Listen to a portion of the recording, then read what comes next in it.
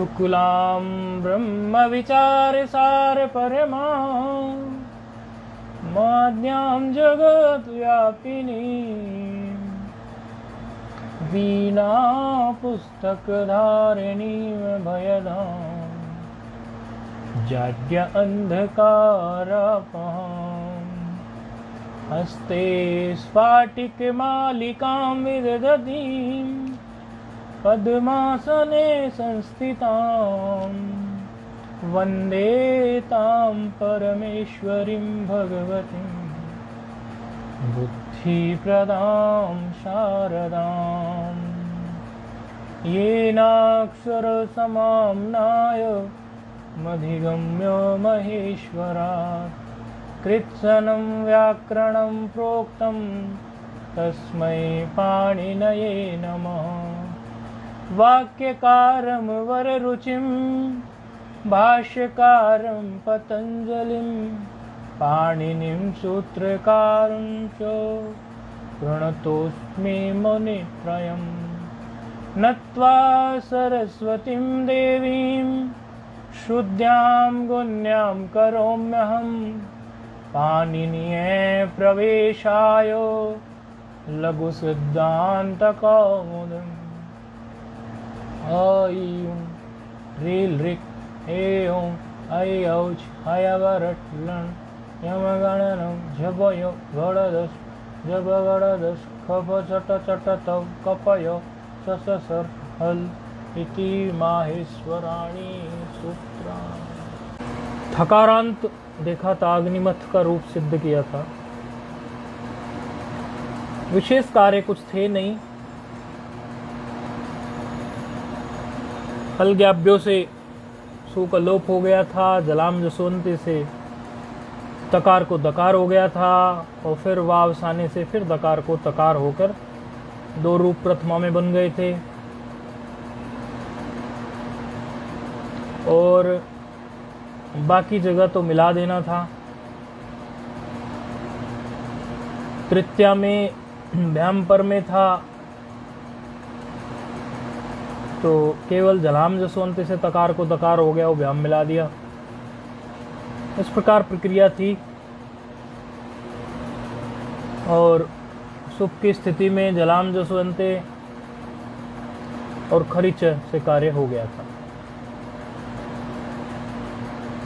अग्निमंथन अरणिमंथन करने वाले को अग्निमथ बोलते हैं।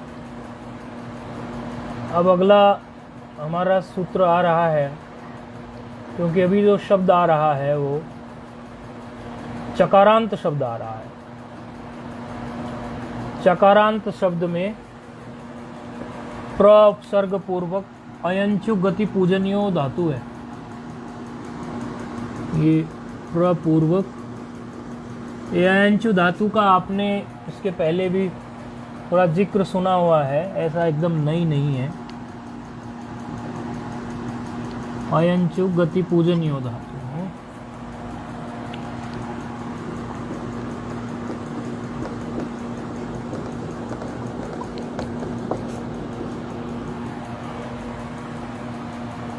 ये प्रपूर्वक अयंचु गति पूजनीयो धातु है। एक सूत्र आप लोगों ने पढ़ा था, ऋत्विक दद्रिक स्रक दिगुष्णो युजि कुंचाम च। ये सूत्र क्या करता था, इसमें अयंचु धातु का जिक्र आया।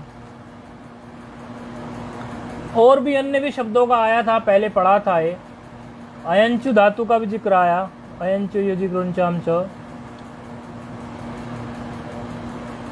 ये क्विन प्रत्यय करने के लिए आता है। तो प्रपूर्व में है, उकारण उच्चारणार्थ समझो या उपदेश या जनुनासिक की तदर्शनम लोपा तस्य लोपा से भेज दो इनको। तो प्रपूर्वक चल रहा है, बच गया अयंच, चकार अलंत। ऋत्विक दद्रिक स्रक दिगुष्णुक सूत्र से क्विन प्रत्याय, ये आपने पहले भी देखा था, ये क्विन प्रत्यय आता है इस सूत्र से। और एक क्विन हो या क्विप हो, इनका सर्वापार लोप हो जाता है, ये पूरे के पूरे चले जाते हैं, पूरा का पूरा ये प्रत्यय स्वाहा हो जाता है। तो प्रत्यय क्विन है तो इसको कित भी कह सकते हैं और नित भी कह सकते हैं, क्योंकि नकार भी जाएगा। तो ये कित प्रत्यय है,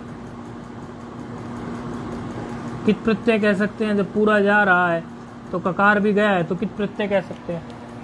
क्विन को भी और क्विक को भी, दोनों को कित प्रत्यय कह सकते हैं। चला गया। अब प्रा अयंच केवल शेष बता, प्रा और अयंच। तो प्रा और अयंच शेष बचने पर सूत्र प्रस्तुत हो रहा है।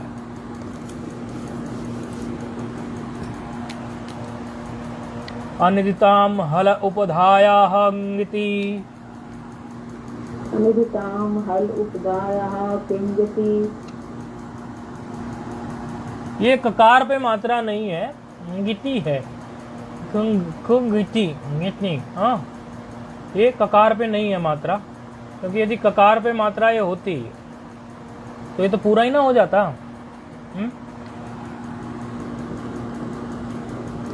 अनिदिताम हल उपधायाः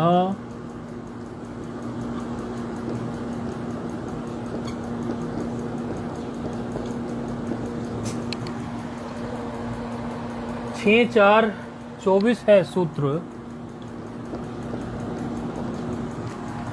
सूत्रच्छेद अर्थात पद देख लेते हैं। अनिदिताम एक पद है, षष्ठी का बहुवचन। हलह एक पद है, षष्ठी का एक वचन। अंग के अधिकार में चल रहा है तो अंगस्य तो यहाँ वैसे ही उपलब्ध हो जाएगा। उपधायाः षष्ठी का है। अनिदिताम एक है, षष्ठी बहुवचन। हल एक पद है, हलह षष्ठी एक वचन।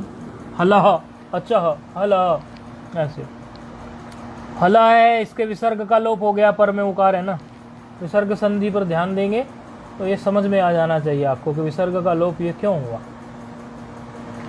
अनिदिताम एक है, हल एक है, उपधायाः एक है, षष्ठी का ही है ये भी। और ये ङिति जो है ये समासिक पद है, सप्तमी एक वचन का। 4 पद हो गए। अंग के अधिकार में है तो अंगस्य यहाँ अधिकृत है, उपयोग कर लेंगे।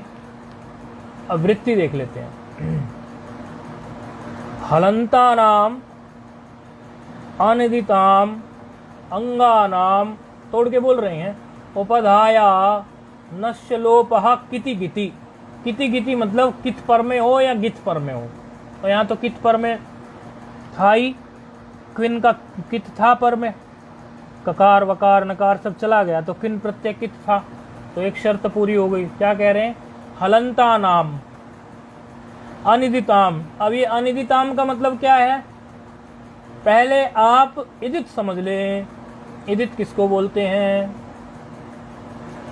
फिर आप अनित भी समझ लेंगे, क्योंकि ना इदित इति अनिदित। क्या है इदित? क्या है? तो इदित है इकार जहां इत हो जाए। इत इत यश ये शांते इदितः। इत इत अर्थात इकार जहां इत हो। इत किसके लिए लिखा है? ह्रस्व इकार के लिए। ह्रस्व इकार के लिए इत लिखा, ऐसा तपरकरण करके। और फिर इत इत ये समास है। इत इत ये शांते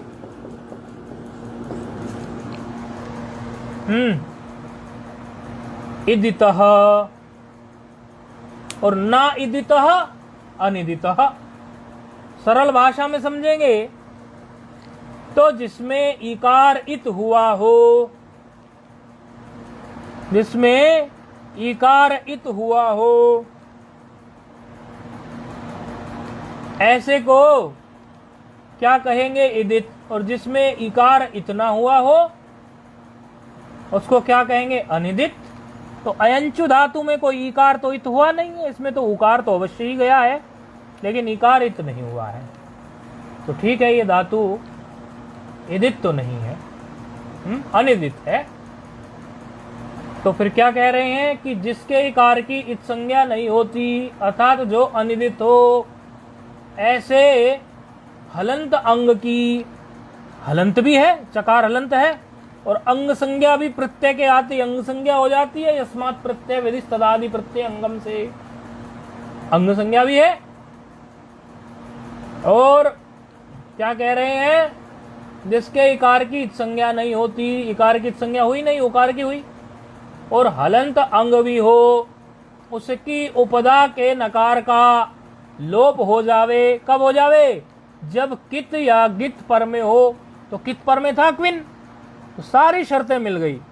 एक तो ये अयंचु धातु जो है ये इदित नहीं है, दूसरी इसके पर में जो है कित प्रत्यय है, तीसरी बात जो है इसमें ये हलंत अंग है। तो उपधा क्या है इसमें? अयंच में उपधा क्या है? यकार। उपधा जो है वो यकार है, तो उपधा का लोप हो जाए, लोप हो जाएगा तो क्या बच जाएगा? प्र अच। यकार का लोप हो गया ना, यकार का लोप हो गया, तो क्या बच गया? प्र अच। तो प्र अच की स्थिति हमारे सामने आ गई। ठीक है, अब पर में प्र अच के आप क्या प्रत्यय ला सकते हैं? सु। क्यों? प्रातिपदिक संज्ञा हो गई इसकी, प्रातिपदिक संज्ञा होने से प्र अच धन सु, ऐसी स्थिति आ रही है, प्र अच धन सु।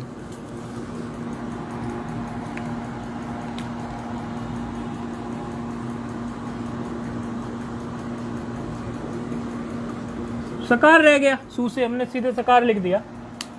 अच्छा, अब आपने सूत्र पढ़ा हुआ होगा, उगितचाम सर्वनाम स्थाने।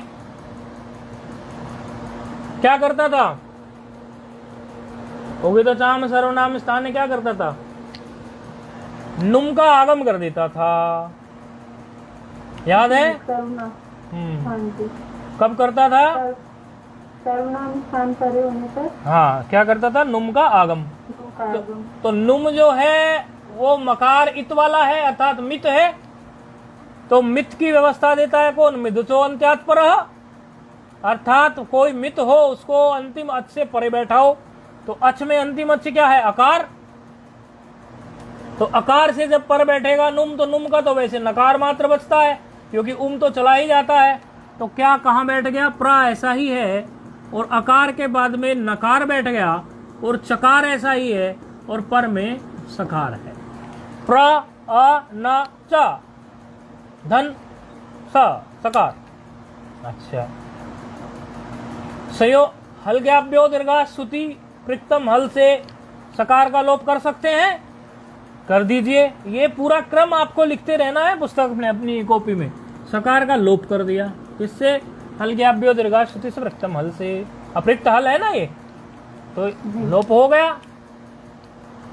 अब सकार का लोप हो जाने के बाद में नकार और चकार में संयोग संज्ञा है, हलोंतरा संयोगा से। तो संयोगांतस्य लोपः, जब भी कोई सूत्र लगता है तो उसका सहायक सूत्र जो होता है वह भी आपके मस्तिष्क में प्रस्तुत होना चाहिए। यदि हल ज्ञाप्यो दीर्घा स्तुति अप्रिक्तम हल से हम सकार लोप करते हैं, तो अप्रिक्त संज्ञा करने का जो सूत्र है वह प्रस्तुत होना चाहिए। और जब संयोगांतस्य लोपा से लोप करने जाते हैं तो लोप संज्ञा, संयोग संज्ञा का जो सूत्र है वह प्रस्तुत होना चाहिए, और लोप संज्ञा का जो सूत्र है वह भी प्रस्तुत होना चाहिए, क्योंकि दो संज्ञा इसमें उपयोग हो रही है संयोगांतस्य लोपा में। संयोग संज्ञा, उसके लिए हलोंतरा संयोजा सूत्र है संयोगा, और लोप संज्ञा के लिए क्या? आदर्शनम लोपः। ये सहायक सूत्र कहलाते हैं। विद्यार्थी के मस्तिष्क में ये भी प्रस्तुत होने चाहिए। तो संयोगांतस्य लोपः से क्या कर दीजिए? चकार का लोप। तो क्या रह गया? प्र अन।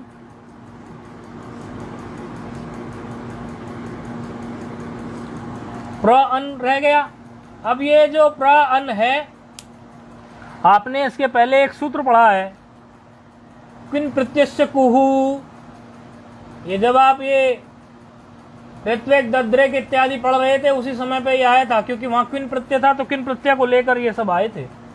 क्विन प्रत्यस्य कुहू, क्विन प्रत्यस्य कुहू क्या करता है, ये कवर्ग आदेश कर देगा।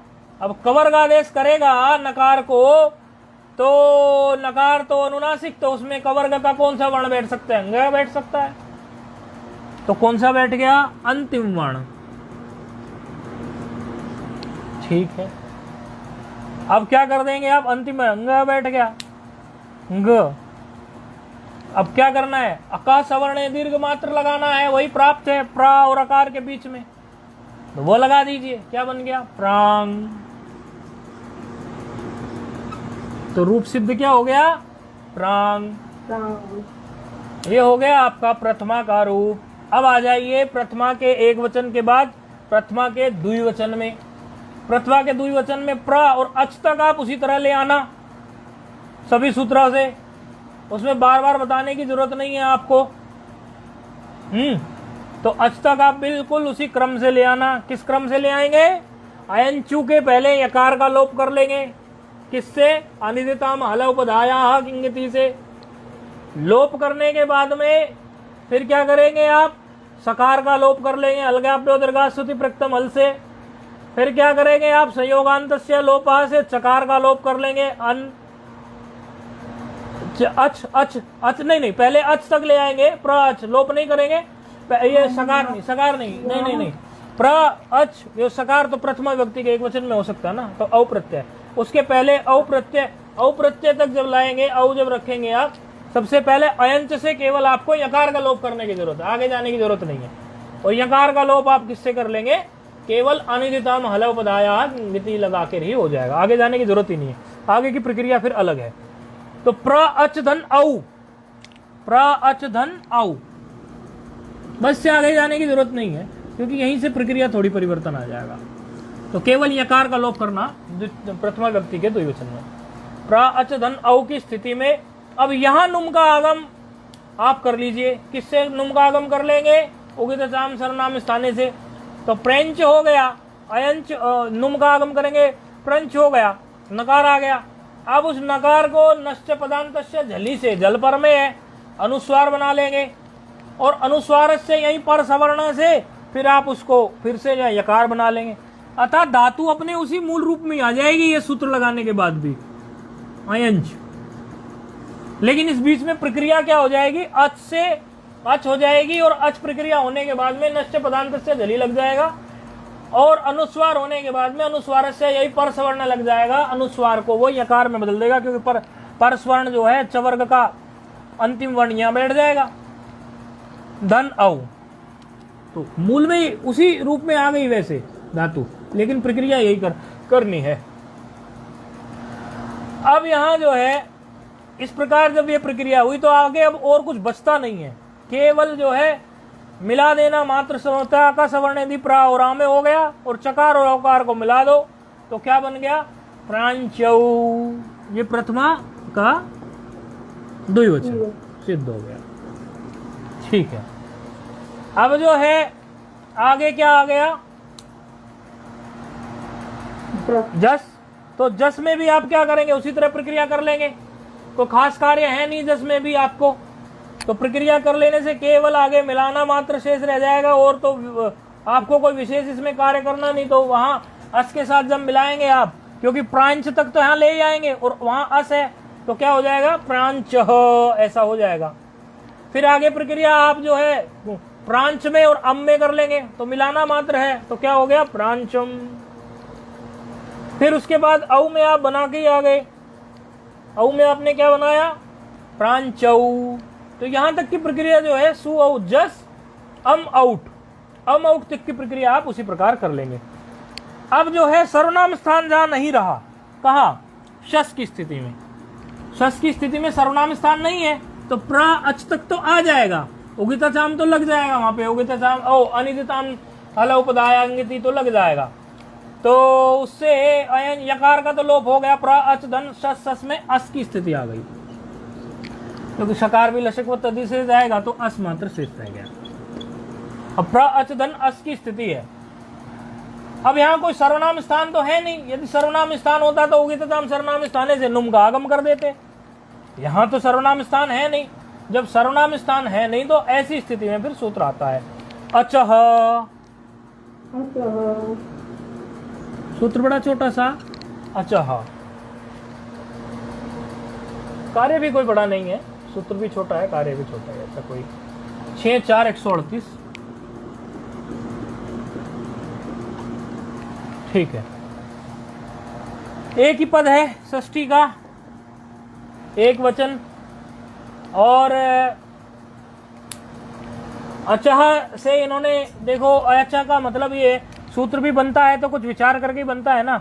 अचह का मतलब है कि यकार जिसका लोप हो गया हो, ऐसी अयंचु धातु, उसी हिसाब से ये अचह बना दिया, क्योंकि अच बन गया ना, अयंच से अच बना है ना लोप होकर, तो उसी ढंग से उन्होंने फिर सूत्र बना दिया अचह। ठीक है, अब क्या कह रहे हैं, लोपह की अनुवृत्ति आ रही है सूत्र में, और भष्य का अधिकार चल रहा है यहाँ पर, बा संज्ञा हो जाएगी। भष्य अधिकृत है, भष्य पद, भष्य सूत्र जो है उसका अधिकार है। अच्छा, क्या हो गया अब, लुप्त नकारस्य अयंचतेर भष्याकारस्य लोपः स्यात्। क्या कह रहे हैं, लुप्त नकारस्य अयंचते, अर्थात लुप्त नकार वाली अयंचु धातु, लुप्त नकार वाली जिसका नकार लुप्त हुआ है, अभी किससे हुआ है, अनिदिताम से, ऐसी धातु के भय संज्ञक आकार का लोप हो। भय संज्ञक आकार क्या है इसमें, भय संज्ञा क्या हो गई इसकी, अब भय संज्ञा क्यों हो जाती, आजादी और यजादी विभक्ति परे होते भय संज्ञा हो जाती है। ये तो आप देख के आए हुए हैं, सर्वनाम स्थान से गाड़ी निकलती फिर आगे भय संज्ञा भी पकड़ जाती है, तो भय संज्ञा हो गई यहाँ पर। अब भय संज्ञा हो जाने से सूत्र लग जाएगा। सूत्र क्या कह रहा है, लुप्त नकार वाली अयंचु धातु चाहिए, तो ठीक है, प्र अच धन अस की स्थिति में अच ही है तो नकार लुप्त ही है, और भय संज्ञक जो है उसमें आकार, भय संज्ञक आकार का लोप हो, भय संज्ञा तो है यहाँ, उसमें अच में आकार है भी, क्या है, भय संज्ञक आकार का लोप करेंगे तो आकार, अच में आकार एक ही आकार है, कोई 2-4 आकार तो है नहीं, तो लोप कर दीजिए इसी सूत्र से अचह से। तो क्या रह गया, प्र और फिर चकार, और पर में अच चल ही रहा है, तो क्या बच गया, प्र अच का आकार लोप हो गया, पर में अच चल रहा है, समझ में आ रहा है ना। अच्छा, ऐसी स्थिति में अब प्र च धन अस की स्थिति में अग्रिम सूत्र प्रस्तुत हो रहा है। अब वो कुछ कार्य कराएगा इस रूप की सिद्धि में, चौ, ये भी सूत्र बड़ा छोटा सा, ऐसे सूत्र तो बड़े याद रह जाते हों। 137 देख लेते हैं, सूत्र में पद एक ही पद है, सप्तमी का एक वचन, सप्तमी का एक वचन है, एक ही पद है। कह रहे हैं चौ किससे बनेगा, चौ किसकी सप्तमी हो सकती है,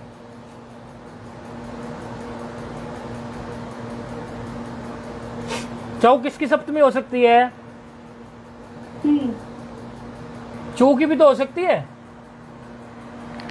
चू की नहीं हो सकती, चू की हो सकती है। हाँ, चू की सप्तमी है ना, क्योंकि अयंचू वाला जो चू था ना, पहले इन्होंने अचह में क्या ले लिया, नकार यकार लोप वाला, और अब अयंचु धातु का जो है वो चू वाला, ये चौ है, उसी हिसाब से सूत्र बना दिया इन्होंने।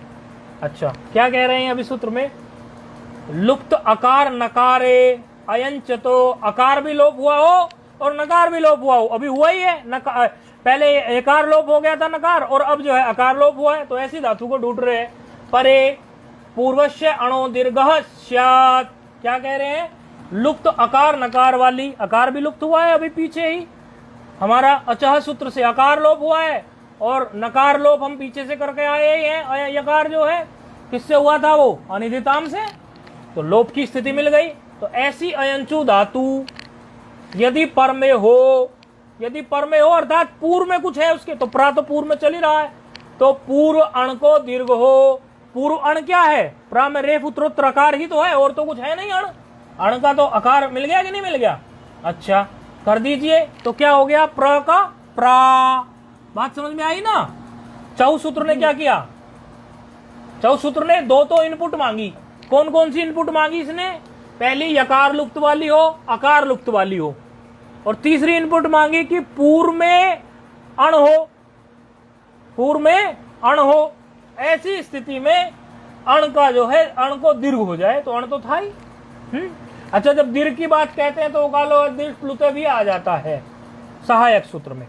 अब यहाँ प्रा और चा, प्रा और प्रा से पर में चा है तो बाकी तो कुछ है नहीं, तो प्राच हो गया, और धन अस है तो प्रा और चा और धन अस है तो मिला दो सीधे, तो प्राचस हो जाएगा, और प्राचस से ससदुसरु इत्यादि आप लगा के रुत विसर्ग करेंगे तो क्या रूप सिद्ध हो जाएगा?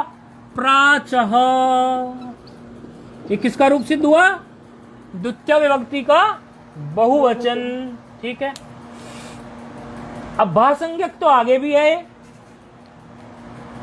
भासंज्ञक तो आगे भी है, भासंज्ञा तो आगे भी मिलने वाली है इसको। क्यों? क्योंकि आजादी विभक्तियों में संज्ञा मिल जाती है। तो ठीक है, जहां भासंज्ञा मिलेगी वहां है, वहां पर प्राग्भ्याम, प्राग्भ्यः, प्राचः, प्राग्भ्याम, और कोई विशेष कार्य इसमें होगा नहीं, इसी प्रकार होता चला जाएगा। हाँ, सुप की स्थिति में पहले क्या होगा? चोहकुह सूत्र लग जाएगा। सुप की स्थिति में चोहकुह सूत्र लग जाएगा। आदेश तो वो भी वही करता है, क्या आदेश करता है? वो भी कुत्व करता है। तो कुत्व करने से क्या हो जाएगा? वो प्रांग का प्राग हो जाएगा कुत्व करने से। तो प्रांग, और फिर जो है आदेश प्रत्यो सुपर में है का, और सकार को हो जाएगा शकार, मूर्धन्य शकार हो जाएगा। अब मूर्धन्य शकार हो जाने से क्या हो जाएगा? वो प्रांशु ऐसा रूप सिद्ध हो जाएगा। तो बाकी सब कार्य वही के वही है, उच्चारण कर लेंगे। प्रांग प्रांचौ प्रांचः, प्रांचम प्रांचौ प्रांचः, प्राचा प्राग्भ्याम प्राग्भिः, प्राचे प्राग्भ्याम प्राग्भ्यः, प्राचः प्राग्भ्याम प्राग्भ्यः, प्राचः प्राचोः प्राचाम, प्राची प्राचोः प्राक्षु, हे प्रांग हे प्रांचौ हे प्रांच। इसी प्रकार ये इसमें रूप सिद्ध हो जाएगा, और कोई इसमें कोई विशेष कार्य ऐसा था नहीं। एक और शब्द है जिस लगभग जो इसी के जैसे चलता है, तो उसको भी बता देने में कोई दिक्कत नहीं है। जैसे ये प्रापूर्वक था, वो है प्रतिपूर्वक। ये प्रापूर्वक था, उसमें प्रति है पूर्व में। धातु यही है, अयंचु धातु है, धातु हमारी वही की वही है, अयंचु धातु। और ऋत्विक ददृक से क्विन प्रत्यय हुआ, और अनिदितम फल उपदाया गिति से यकार का लोप हो गया, तो प्रति और अच रह गया। यहां तक तो समझते ही होंगे। अब उसके बाद जो है प्रातिपदिक संज्ञा हो गई, तो सु आदि प्रत्यय आ गए, तो सकार आ गया प्रथमा के एक वचन में। सकार आ जाने से आप उसी तरह पूरी प्रक्रिया कर देंगे, उगिताम सर्वनाम स्थाने में नुम का आगम कर देंगे। जब नुम का आगम कर देंगे तो नकार हो जाएगा, नकार हो जाने से फिर क्या हो जाएगा? सकार का लोप कर देंगे आप अलगाभ्यो दीर्घा स्तुति से, और संयोगांतस्य लोपा से आप चकार का लोप कर देंगे, तो प्रति अन रह जाएगा। और प्रति अन की स्थिति में नकार को आप फिर से जो अंकार आदेश कर देंगे, तो ये क्या हो जाएगा? प्रति अंग हो जाएगा। और जो है प्रति और अंग में तकार उत्तरोत्तर इकार, अच पर में मिल गया, अच का आकार पर में मिल गया, ई को अणची लग जाएगा, तो क्या हो जाएगा? प्रत्यंग प्रत्यंग प्रत्यंग, ऐसा आ जाएगा। समझ में आया या बताएं फिर से? जी, आगे समझ। और बाकी जो है, जैसे हमारा औ है तो प्रत्यय तो ऐसे ही हो जाएगा, ये प्रति है और पर में अच मिल रहा है तो प्रत्यय तो ऐसे ही हो जाएगा, और औ मिला देंगे तो क्या हो जाएगा हमारा? प्रत्यंचौ, प्रत्यंचः, प्रत्यंचम, प्रत्यंचौ। और जब हमारी स्थिति क्या आ जाएगी? शस की स्थिति में आप क्या करेंगे? अचः से आकार का लोप कर लो, अचः से आकार का लोप करेंगे तो चकार मात्र रह जाएगा, और चहु से जो अण है उस अण का क्या कर लेंगे? दीर्घ कर लेंगे, तो दीर्घ करने से प्रति है, तो ईकार अण है यहाँ पर, तो ईकार को दीर्घ कर लेंगे, तो प्रति से प्रति कर लेंगे। हाँ, ईकार दीर्घ हो जाएगा ना, तो क्या हो जाएगा?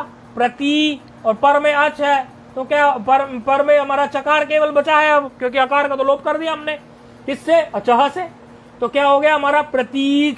और पर में अस है शश का, तो मिलाना है, तो क्या हो जाएगा? प्रतीचह। तो जहां पर हमारी ये इस तरह की स्थिति है वहां पर प्रतीचा, और जहां पर हमारी स्थिति जो है वो पद संज्ञा हो रही है और यहाँ पर भ्याम की स्थिति पर में है, तो वहां पर प्रत्यक भ्याम, जैसे वहां पर हुआ था हमारा किसमें? प्राच में, प्रांग में, वहां क्या होता? प्राग्भ्याम। तो यहाँ क्या हो जाएगा? प्रत्यक भ्याम, क्योंकि प्रत्यंग हुआ था ना, तो प्रत्यंग होने से वहां पर प्रत्यक भ्याम हो गया। प्रत्यक भी प्रतीचे, इसी प्रकार ये पूरा का पूरा रूप चल जाएगा। उच्चारण कर लेंगे। प्रत्यंग, प्रत्यंचौ, प्रत्यंचः, प्रत्यंचम, प्रत्यंचौ, प्रतीचः, प्रतीचा, प्रत्यग्भ्याम, प्रत्यग्भिः, प्रतीचे, प्रत्यग्भ्याम, प्रत्यग्भ्यः, प्रतीचः, प्रत्यग्भ्याम, प्रत्यग्भ्यः, प्रतीचः, प्रतीचोः, ओस है ना पर में, प्रतीचाम, प्रतीची, प्रतीचोः, प्रत्यक्षु।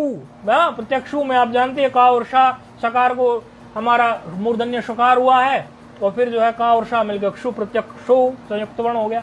इस प्रकार हे प्रत्यंग, हे प्रत्यंचौ, हे प्रत्यंचः, यहाँ तक के रूप जो हैं सिद्ध कर लेंगे। आगे जो है जो आएगा अभी आगे उसमें विशेष सूत्र लगेंगे, उनको हम अग्रिम पार्ट में देख लेंगे। इन दोनों को दो रूप सिद्ध करवाए आप आज। इन दोनों रूपों को सूत्र सहित सिद्ध कर लेंगे और सहायक सूत्र भी लिख देंगे। संयोग संज्ञा हो रही है, लोप संज्ञा हो रही है, तो सहायक सूत्र भी लिखकर हमें भेज देंगे, हम आपकी कॉपी चेक कर लेंगे। ओम पूर्णमदः पूर्णमिदं पूर्णात् पूर्णमुदच्यते पूर्णस्य पूर्णमादाय पूर्णमेवावशिष्यते। ओम शांति शांति।